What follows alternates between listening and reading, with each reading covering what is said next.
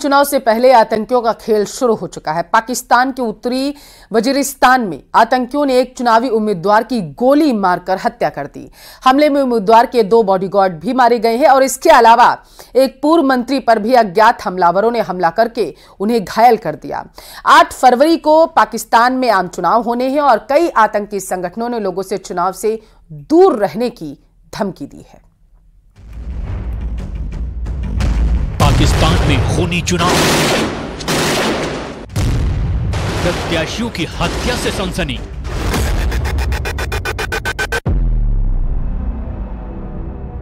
पाकिस्तान में 8 फरवरी को आम चुनाव होने हैं, लेकिन चुनाव पर आतंकी साया मंडरा रहा है। वोटिंग से पहले प्रत्याशियों पर जानलेवा हमले हो रहे हैं, उम्मीदवारों का खून हो रहा है, टारगेट किलिंग चरम पर है। क्या शहबाज शरीफ की जान खतरे में है? क्या मरियम नवाज को मौत के घाट उतारा जा सकता है?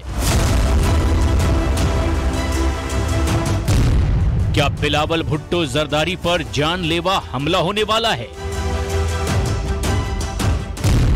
क्या फजलुर रहमान की हत्या की साजिश रची जा रही है, या फिर चुनाव से पहले जेल में ही मौत के घाट उतारे जा सकते हैं इमरान खान नियाजी? पाकिस्तान में निर्दलीय उम्मीदवार मलिक कलीम डाबर की अज्ञात हमलावरों ने गोली मारकर हत्या कर दी है।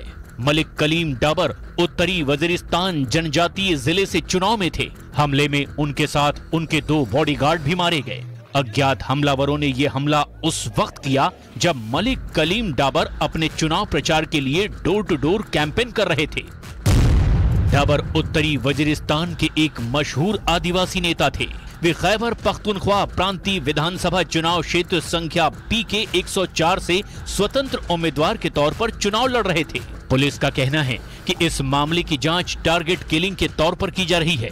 इसके अलावा अज्ञात हमलावरों ने पाकिस्तान मुस्लिम लीग से नेशनल असेंबली के उम्मीदवार असलम बुलेदी पर गोलियां चलाई हैं। इस हमले को बलूचिस्तान के केस जिले में अंजाम दिया गया। इस गोलीबारी में असलम बुलेदी को 2 गोलियां लगी और उन्हें गंभीर हालत में अस्पताल में भर्ती कराया गया। इससे पहले आतंकियों ने पिछले हफ्ते चुनाव लड़ रहे 2 उम्मीदवारों पर भी जानलेवा हमला किया था, लेकिन अपने बुलेट प्रूफ वाहन के कारण उनकी जान बच गई थी। इसके पहले आतंकी संगठनों ने राजनीतिक पार्टियों के अनेक उम्मीदवारों को जान से मारने की धमकी दी थी, जिसे लेकर पाकिस्तान पुलिस ने अलर्ट भी जारी किए थे। पाकिस्तान में जैसे जैसे चुनाव की सरगर्मी बढ़ती जा रही है, टारगेट किलिंग और खून खराबा भी बढ़ता जा रहा है।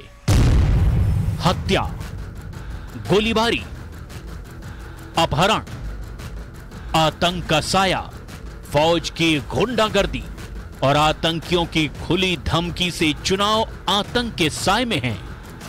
आतंकवादी संगठनों ने साफ साफ शब्दों में सियासी पार्टियों और आम लोगों को धमकी भरे पैगाम भेजे हैं। धमकी इस बात की कि वो चुनाव में हिस्सा ना लें, वरना इसके गंभीर परिणाम भुगतने पड़ सकते हैं। गौर करने वाली बात यह है कि पाकिस्तानी फौज और पाकिस्तान की ही खुफिया एजेंसी ISI ने भी इस पूरे मामले में चुप्पी साध रखी है। खुफिया सूत्र बताते हैं कि पाकिस्तान की सेना जेल में बंद इमरान खान की पार्टी PTI यानी पाकिस्तान तहरीक इंसाफ को किसी भी कीमत पर सत्ता में नहीं आने देना चाहती। दावा किया जा रहा है कि इसीलिए कई प्रत्याशियों पर हुए हमलों के बाद भी आतंकियों पर नकेल कसने के लिए कोई ठोस कार्रवाई नहीं की गई, क्योंकि माना यह जा रहा है कि 8 फरवरी से होने जा रहे चुनाव में पाकिस्तान के दोनों बड़े दल इमरान खान की पार्टी PTI और नवाज शरीफ की पार्टी PMLN के बीच कड़ी टक्कर हो सकती है। लेकिन खुफिया सूत्रों का दावा है कि अगर इमरान खान की पार्टी भारी पड़ती दिखाई देती है तो पाकिस्तान की सेना आतंक का साया दिखाकर चुनाव पर रोक लगवा सकती है। पाकिस्तान के चुनाव में आतंकी संगठनों की सक्रियता ने भी पूरा खेल बिगाड़ कर रख दिया है। पाकिस्तान में आतंकी संगठन तहरीक तालिबान पाकिस्तान यानी कि TTP ने अपनी स्वयंभू सरकार का ऐलान कर दिया है। गौर करने वाली बात यह है कि चुनाव से पहले इस आतंकी संगठन ने अपनी सरकार का ऐलान किया है। आतंकी संगठन TTP ने 2024 के लिए पाकिस्तान में अपनी कैबिनेट और पाकिस्तान के सूबों में अपने गवर्नरों का भी ऐलान कर दिया है और बाकायदा इसकी लिस्ट अपनी वेबसाइट पर भी जारी कर दी है। आतंकी संगठन टीटीपी पूरे पाकिस्तान को अफगानिस्तान के तालिबान की तर्ज पर अपना राज्य मानता है और अपने राज्य के अलग अलग इलाकों में वो लगातार अपने मंत्री और गवर्नर नियुक्त करता है। साथ ही तमाम इलाकों में वर्चस्व की लड़ाई में उसके आतंकवादी पाकिस्तानी खुफिया एजेंसी और सुरक्षा बलों पर भारी पड़ते हैं।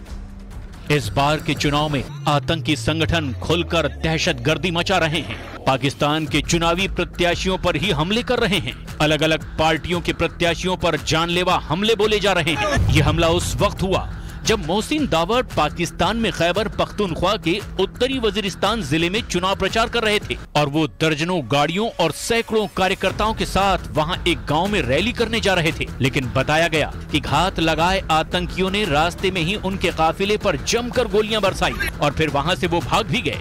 हमले के बाद की तस्वीरों में मोहसिन दावर की गाड़ी हर तरफ से गोलियों से छलनी दिखाई दी। हालांकि उसकी गाड़ी बुलेट प्रूफ थी, इसीलिए वो इस हमले में बाल बाल बच गए। जमीयत उलेमाए इस्लाम फजल के प्रमुख मौलाना फजलुर रहमान के काफिले पर हमला हो चुका है। खैबर पख्तूनख्वा के डेरा इस्माइल खान में फजलुर रहमान पर हमला हुआ। पाकिस्तानी मीडिया के मुताबिक JUIF चीफ के काफिले पर यारिक इंटरचेंज में कई तरफ से गोलियां बरसाई गई। यारिक इंटरचेंज के पास फजलुर रहमान की गाड़ी तेल भराने के लिए रुकी थी और उसी वक्त आतंकियों ने उनके काफिले पर हमला बोल दिया। इस हमले में फजलुर रहमान बाल बाल बचे।